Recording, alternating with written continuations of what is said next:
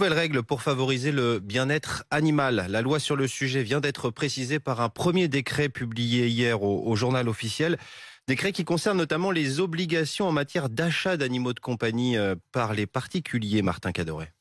Principale évolution, si vous allez acheter ou adopter un chat ou un chien, on vous remettra un certificat d'engagement et de connaissance. Jacques-Charles Fonbonne, le président de la SPA, explique le contenu de ce document délivré à partir d'octobre prochain. On les informe des besoins physiologiques de l'animal, nourriture, boire. Et puis il y a un point qui est intéressant sur le coût d'un animal. Un chien, c'est 1 000 € par an. Et ça, c'est vraiment un paramètre parce qu'on a beaucoup de gens qui viennent abandonner les animaux, tout simplement parce qu'ils sont en limite de capacité de paiement. De quoi éviter les achats impulsifs et réduire les abandons. 100 000 animaux chaque année.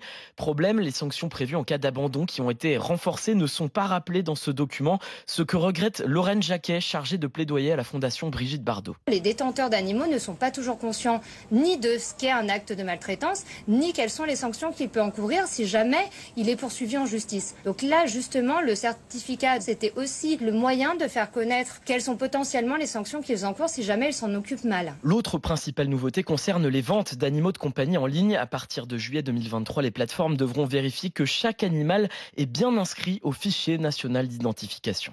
Et à noter cette autre évolution dans cette loi, l'interdiction progressive des animaux sauvages dans les cirques et dans les delphinariums.